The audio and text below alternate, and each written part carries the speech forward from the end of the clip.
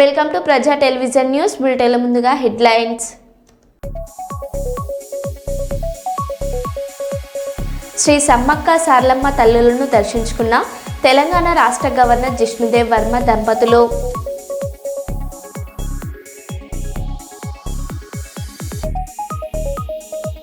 ఓర్వకల్లు సమీపంలో ఉర్దూ విశ్వవిద్యాలయం academic building పునర్నిర్మాణం పనులను 1 కోటి రూపాయల స్వంత నిధులతో భూమి పూజ నిర్వహించిన మంత్రి టీజీ భరత్. కర్నూలు లబ్ధిదారుల ఇంటి వద్దకే వెళ్లి పెన్షన్లను అందజేసిన జిల్లా కలెక్టర్ డాక్టర్ ఏ సిరి.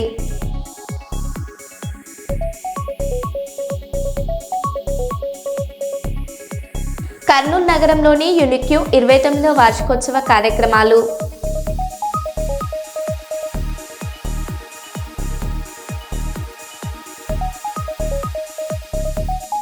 పాతపట్నంలో ధనిక్ భారత్ వినూత్న కెరియర్ కౌన్సిలింగ్ కార్యక్రమం ప్రారంభం.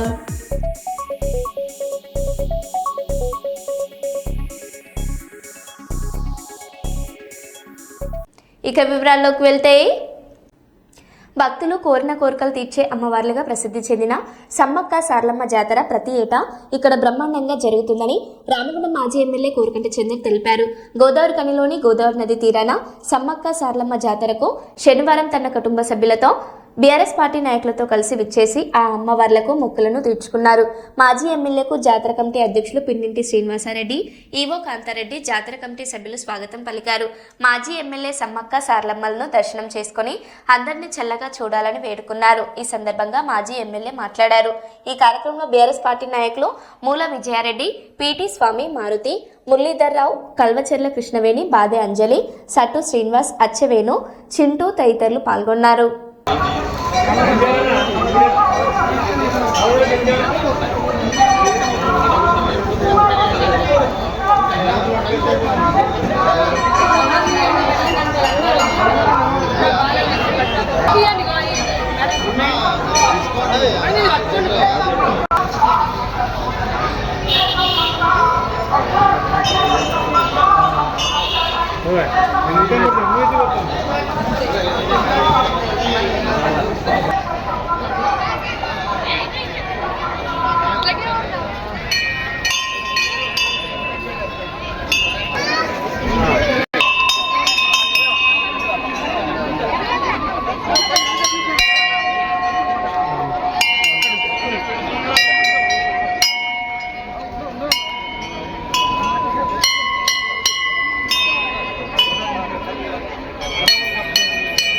అన్న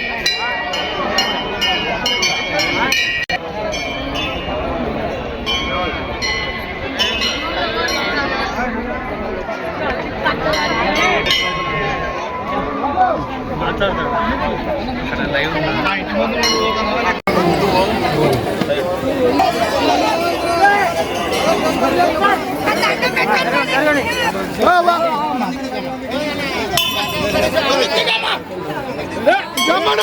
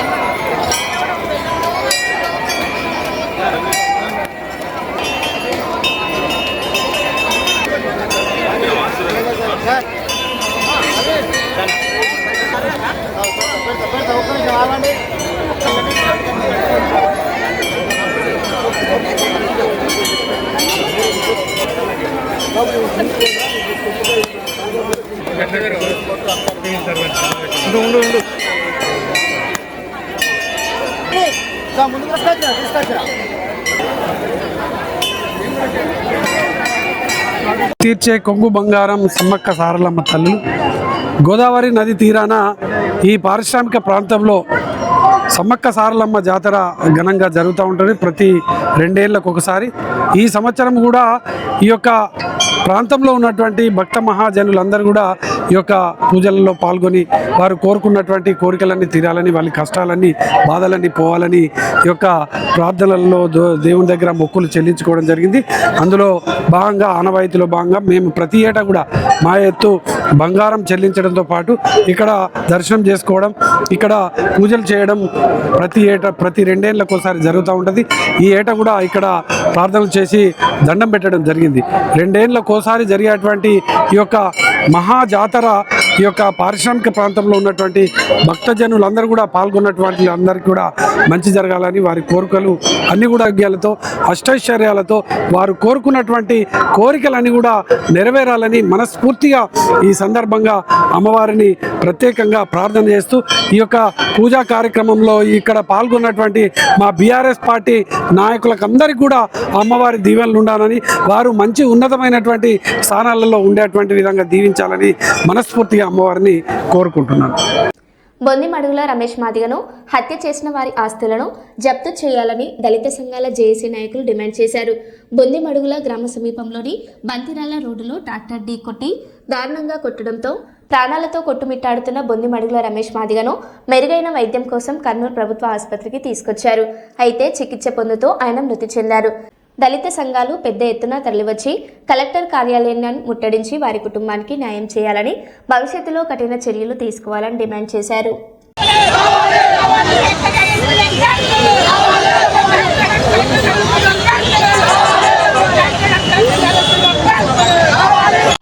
అన్న 11 DSP ఎవరన్నా కొట్టారు.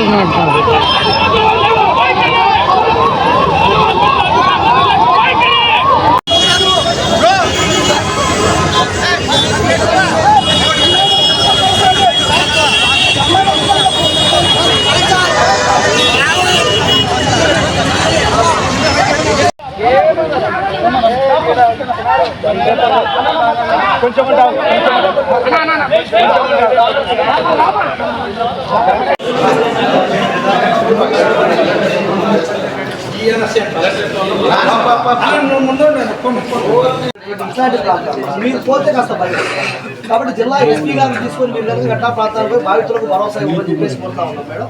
అట్లే ఎవరైతే హత్య చేసిన వాళ్ళు ఉన్నారో వాళ్ళ ఆస్తులు జప్తు చేయండి, వాళ్ళ ఆస్తులు జప్తు తీసుకోండి.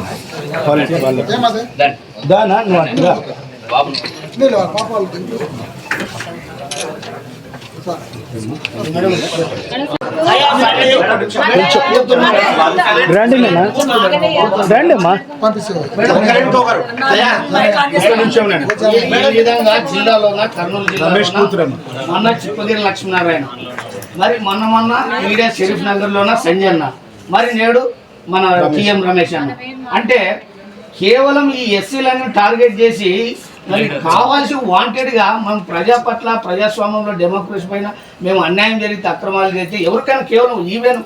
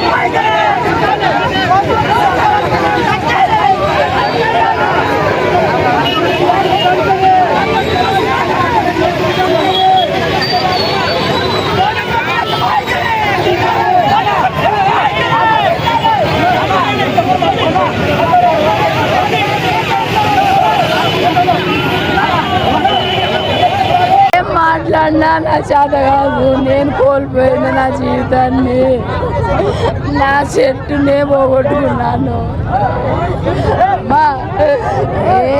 నాకు వద్దమ్మా, నేనేది సమాధానం చెప్పలేను సార్, ఏమీ చెప్పలేను. చెప్పకుండా ఉండలేను నేను ఏ సమాధానం చెప్పలేసిన మా పిల్లకి. అందరూ వచ్చి అడిగితే నా చెట్టు మగుని నేను పోగొట్టుకొని వీళ్ళకి సమాధానం చెప్పి వాళ్ళని చంపుతారా నా మగుళ్ళక. అట్టయితే నేను పోతాను మరి చంపమని. ఇప్పుడు నా మగుని చంపినట్టు చంపండి సరే మరి. ఊక మీరు ఇవన్నీ ఇచ్చేది కాదు, ఇవన్నీ పెట్టేది కాదు. నా మొన్ను కొట్టి చంపినారు 10 మంది చంపినారు. బాజీరో ఇదెల్లా పక్క పడ్డాయి. నేనే సమాధానం చెప్పాలని నా మొగుని మాట చూడలేకుండా ఉన్నా, నా మొగుని మగం చూడలేకుండా ఉన్నానన్న. నేనే సమాధానం పనిగాలని అట్టే చంపితేనే నేను పోతా ఊరికి. ఆ ఊర్లో నేను బతకలేను నా మొగుడు లేకుంటే.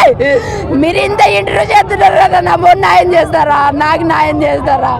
నా పిల్లలు అన్యాయం అయిపోయారు, తండ్రి లేని పిల్లలు అయినారు. నేను ఎప్పుడు బయటకు రాలేదన్నా. నన్ను చిన్న పాపను చూసుకున్నాడు, నన్ను ఎవరు చూసుకోవాలి ఇప్పుడు? నాకేం తెలియదు. మా పుట్టింటికి కానీ పోను నేను. నా భర్త లేనిదే నేను ఎక్కడ పోలేదు. నా భర్త నన్ను అన్యాయం చేసినారు, చంపేసి. నా అన్న కోసం న్యాయ పోరాటం ఈడే జరుగుతున్నాం.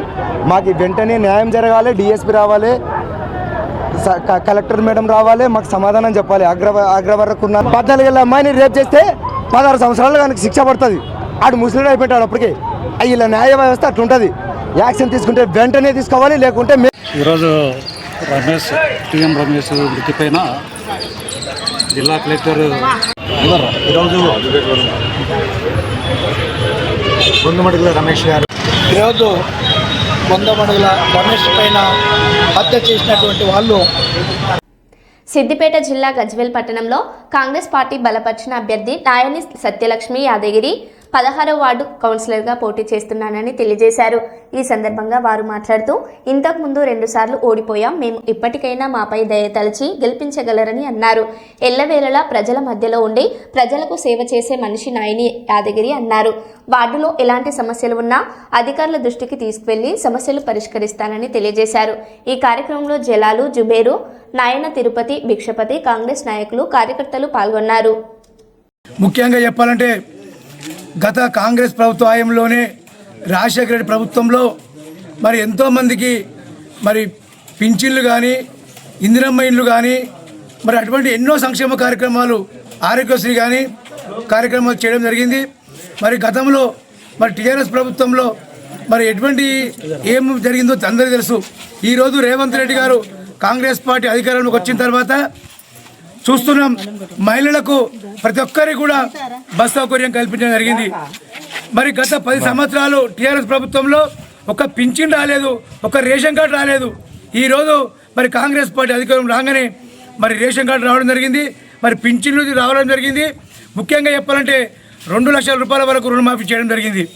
అలాగే సన్నబియ్యం ఈరోజు మరి భారతదేశంలో ఎక్కడ కూడా మరి సన్నబియ్యం ఇచ్చే పరిస్థితి లేదు.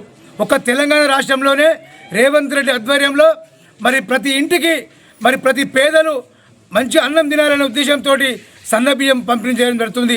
ముఖ్యంగా చెప్తున్నాం, మరి 200 యూనిట్ల వరకు కరెంటు బిల్లు లేకుండా ప్రతి ఇంటికి కూడా మరి గృహజ్యోతి ద్వారా మరి ఉచితంగా ఇస్తున్నాం. ఇలా ప్రతి సంక్షేమ కార్యక్రమాన్ని మరి కాంగ్రెస్ ప్రభుత్వం చేపడుతుంది. మరి గతంలో మేము ఇదే వార్డు నుంచి 2 సార్లు ఓడిపోవడం జరిగింది. ఓడిపోయినా కూడా మరి మేము నిరాశ చెందకుండా ప్రజల వద్దకు వచ్చి మరి గెలిపే లక్ష్యంగా ఈరోజు ఖచ్చితంగా మా ప్రజలందరూ, వార్డు ప్రజలందరూ గెలిపిస్తారని నేను ఆశిస్తున్నాను. జై కాంగ్రెస్, రెడ్డి గారి నాయకత్వం, జై కాంగ్రెస్, రేవంత్ రెడ్డి గారి నాయకత్వం. 16వ వార్డులో మేము ప్రచారం చేస్తున్నాము. నాయని యాదగిరి అనేటోడు అందరు ప్రజల మధ్యలో ఉండేవాడు. నేను సత్యలక్ష్మి అనేది కూడా ఎవరికి ఏది వచ్చినా నేను ఒక స్త్రీని కాబట్టి స్త్రీలకైనా ఎవరికైనా అందుబాటులో ఉంటాము. మరి 2 సార్లు ఓడిపోయి కూడా ప్రజల మధ్యలోకి వస్తున్నాము. మరి అదేవిధంగా మమ్మల్ని అందరూ ఆశీర్వాదించి కాంగ్రెస్ పార్టీ చేయి గుర్తు కోటేయాలని అందరికీ చెప్పుకుంటూ వేడుకుంటూ వస్తున్నా. నేను తప్పకుండా వేస్తారని మేము ఆశిస్తున్నాము. మేము ఎల్లప్పుడూ ప్రజలతో పాటే ఉంటాము, ప్రజల బాధలు తీరుస్తాము. ఈసారి అయితే మమ్మల్ని గెలిపియాలని కోరుకుంటూ ప్రజల మధ్యలో ఉంటూ వేడి ఓటేసి భారీ మెజారిటీతో గెలిపియాలని కోరుకుంటూ. సిద్దిపేట జిల్లా గజ్వేల్ పట్టణంలో కాంగ్రెస్ పార్టీ బలపరిచిన అభ్యర్థి గాజుల భారతమ్మ చంద్రమౌళి 17వ వార్డు కౌన్సిలర్గా పోటీ చేస్తున్నానని తెలియజేశారు. ఈ సందర్భంగా వారు మాట్లాడుతూ ఎల్లవేళల్లో ప్రజల మధ్యలో ఉండి ప్రజలకు ఎలాంటి ఇబ్బందులు ఉన్నా ప్రభుత్వానికి తెలియజేసి పరిష్కరిస్తానని అన్నారు. ఈ కార్యక్రమంలో కాంగ్రెస్ పార్టీ సీనియర్ నాయకులు బాబు, సబ్బాని నరేష్, రామ్రెడ్డి తదితరులు పాల్గొన్నారు. చేతి గుర్తుకే చేతి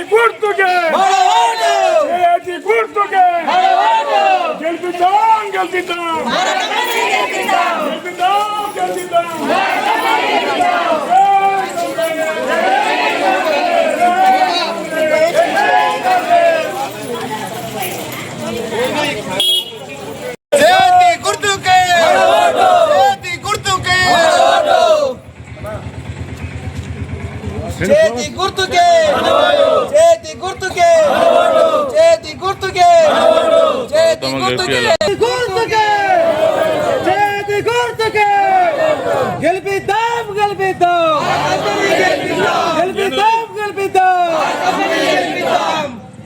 గెలిపిద్దాం గెలిపిద్దాం గెలిపిద్దాం శ్రీనివాస్, నేను మాజీ వార్డు మెంబర్, ఫస్ట్ వార్డుకి ఇంతకుముందు కాంగ్రెస్ పార్టీ నుంచి గెలిచిన 17వ వార్డు అభ్యర్థిగా మా అమ్మగారికి టికెట్ ఇవ్వడం జరిగింది. గాజుల భారతమ్మ చంద్రమౌళి కాంగ్రెస్ పార్టీ నుంచి బీఫామ్ వచ్చింది మాకు 17వ వార్డు నుంచి. ఇక్కడ ఇంతకుముందుకు నా కట్కే నరసింహారావు అని చెప్పేసి టీఆర్ఎస్ నుంచి టికెట్ ఇవ్వడం జరిగింది. 3 సార్లు వాళ్ళకే ఇచ్చారు. మరి పాత బస్సులు ఎవరు లేరా? ఇంకా టీఆర్ఎస్ నుంచి ఉద్యమకారులు ఎంతోమంది ఉన్నారు, అయినా కానీ 3 సార్లు వాళ్ళకి ఇచ్చిర్రు. ఇండిపెండెంట్ అభ్యర్థి మీద ఓడిపోయిండు ఆయన, ఒక మాజీ మంత్రి హరీష్ రావు అనుచరుడు నరసింహారావు. అంటే వాళ్ళ తమ్ముడిని గెలిపిస్తే 5 సంవత్సరాల బస్సుకి వచ్చిన పాపం లేదు, ఎన్నడికి ఇట్లా రాలేదు. ఒక డబుల్ బెడ్రూమ్ ఇట్లా ఇండ్లు కోల్పోయారు. మేము గజ్వేల్ అంటే గజ్వేల్ అంటే గ్రామకంఠం, పాత ఊరు గజ్వేల్ అంటేనే పాత బస్తీ. ఇంతవరకు అక్కడ వచ్చిన పాపం లేదు. వాళ్ళు ఎప్పుడు రాలేదు. ఇప్పుడు ఎలక్షన్ రాగానే వాళ్ళు వచ్చి ఇప్పుడు తిరుగుతున్నారు బస్సులల్లో. మేము పాత వాస్యులం, అక్కడ పుట్టి పెరిగిన మా తాతల నుంచి ఇల్లు మాకు అక్కడ 17వ వార్డు ఉంది. ఆయనకి ఇల్లు గిట్ల లేదు అక్కడ. ఆయన మంత్రి అనుసరణ చెప్పుక తిరిగి కానీ ఒక డబుల్ బెడ్రూమ్ ఇల్లు ఎంతోమంది కోల్పోయారు కానీ ఒక్క డబుల్ బెడ్రూమ్ ఇట్లా ఇవ్వలేదు. ఒక్కొక్కరు చనిపోతే రోడ్డు మీద శవాన్ని వేసుకొని దాన సంస్కారం చేసుకున్నారు. ఇల్లు పోయినా కానీ వాళ్ళకు డబుల్ బెడ్రూమ్ లేదు. వాళ్ళ అంచర్లకే ఇప్పించుకోవడం జరిగింది టీఆర్ఎస్ ప్రభుత్వంలో 10 సంవత్సరాలు. నాకిట్లా కాంగ్రెస్ ప్రభుత్వం వచ్చినాకనే వచ్చింది. నాకిట్లా కాంగ్రెస్ ప్రభుత్వం వచ్చినాకనే వచ్చింది. రేషన్ కార్డు ఇట్లా కాంగ్రెస్ ప్రభుత్వం వచ్చినాక ఎంతో మంది బీద పిల్లలకు రేషన్ కార్డు ఇవ్వడం జరిగింది. మళ్ళీ ఇంకొకటి రైతు బంధుకి ఇట్లా 2 లక్షల రుణమాఫీ చేసిండు రేవంత్ అన్న. 2 లక్షల రూపాయలు రుణమాఫీ చేసిండు. ఇంకొక 25,000 మహిళలకి ఇట్లా ఈ 2 నెలల ఎలక్షన్ అయిపోయినాక ఇట్లా ఇస్తా అని చెప్పేసి హామీ ఇచ్చారు మా రేవంత్ రెడ్డి గారు. మొన్న క్యాబినెట్ మంత్రివర్గంలో చెప్పడం జరిగింది. అది ఖచ్చితంగా అమలు చేస్తారు. 6 గ్యారెంటీలు 5 గ్యారెంటీలు అమలు చేశారు. ఇంకో ఒక్క గ్యారెంటీ మాత్రం బ్యాలెన్స్ ఉంది. అది ఇట్లా ఈ 2 నెలల ఈ మున్సిపల్ ఎలక్షన్లు అయిపోయినాక ఇట్లా ప్రతి ఒక్క మహిళకి 2,500 రూపాయలు ఇస్తారని చెప్పేసి చెప్పారు. మన ప్రభుత్వం ఉంది కాబట్టి ప్రతి ఒక్కరు చేయి గుర్తుకు వేసుకుంటేనే మనం ఏదైనా చేయగలుగుతాము.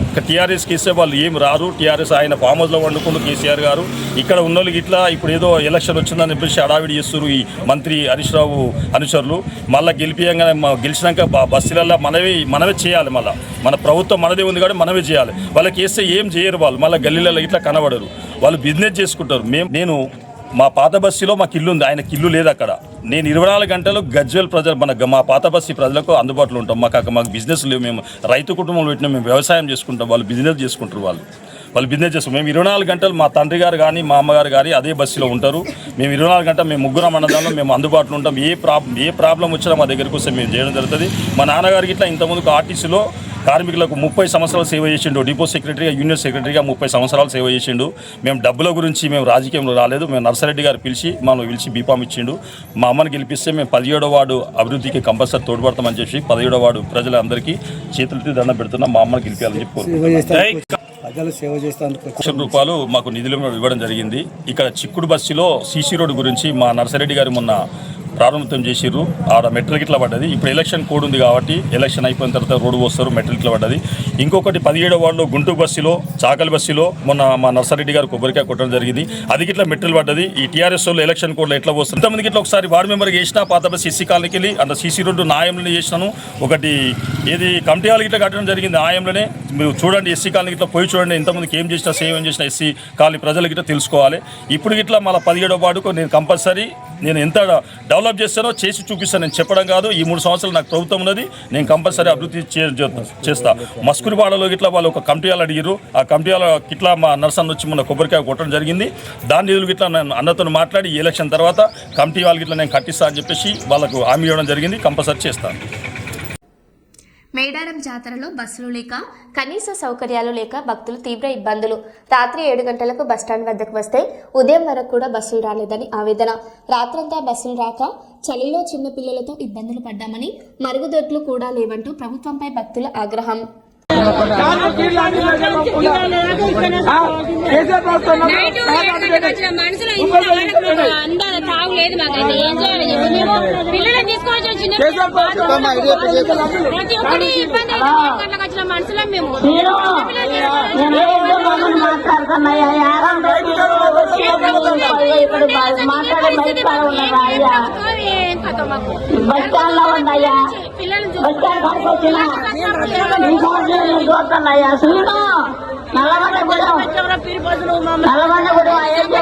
మాట్లాడేది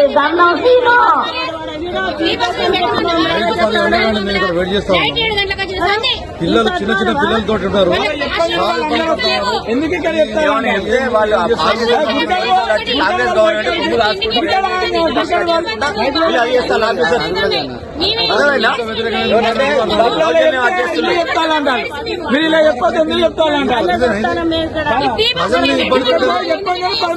మన అక్కడ మెంటల్ చెప్తే అయిపోతుంది కదా.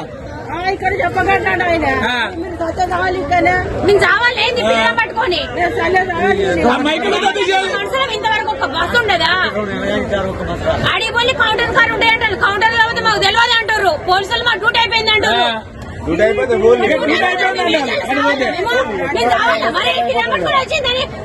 మీరు చూసుకుంటారే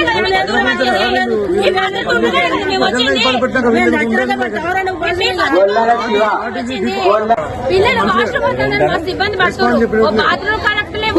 శివ వరంగల్ మీరు ఎక్కడ ఉన్నా కూడా తప్పిపోయిన వ్యక్తి శిబిరము ఆర్టీసీ బస్ స్టాండ్ దగ్గర రాగలరు. గొల్లన శివ మీరు ఎక్కడ ఉన్నా కూడా తప్పిపోయిన వ్యక్తుల శిబిరము ఆర్టీసీ బస్ స్టాండ్ దగ్గర రాగలరు. వాష్రూమ్ అంటారు. ఆడిపోతే మొత్తం జామ్ అయిపోయినాయి. వాష్రూమ్ లో టాయిలెట్ అంటారు. అక్కడ జామ్ అయిపోయినాయి. మొత్తం జామ్ అయిపోయినాయి. బాత్రూమ్స్ మస్తు ఇబ్బంది అవుతుంది. పిల్లలు లేడీస్ మారపల్లి రవి లక్ష్మి హుజరాబాద్ జమ్మికుంట. పోలీసులకు మా తెలియదమ్మా. మేము డ్యూటీ దిగినా మరి అయిపోయింది అన్నట్టు. ఎవరిని అడగాలి? ఎవరిని అడగాలి? పిల్లలు అయితే నిన్న నిష్కారంగా పడైపోతాండ్రి. మనం పండుగలు అయితే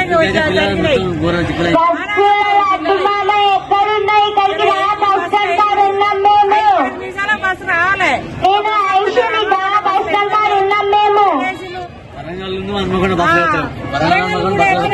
వరంగల్ కూడా 1000 మంది ఉన్నాం. ఎట్లా పోవాలి? ఎట్లుండాలి? ఏంది నిద్ర లేక పిల్లలు మొత్తం ఘోరంగా ఇల్లు చల్లనైతే వణికినాం. కర్నూలు నగరంలోని కృష్ణానగర్, అబ్బాస్ నగర్లో ఉన్న యూనిక్ పాఠశాల 29వ వార్షికోత్సవ కార్యక్రమం ఘనంగా జరిగింది.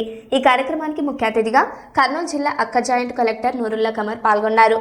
యూనిక్ పాఠశాల 29వ వార్షికోత్సవం సందర్భంగా పిల్లలు ఆటల పాటలతో ఆనందంగా గడిపారు. విద్యార్థులకు, ఉపాధ్యాయులకు నగదు బహుమతులను యూనిక్ పాఠశాల యాజమాన్యం అందజేసింది.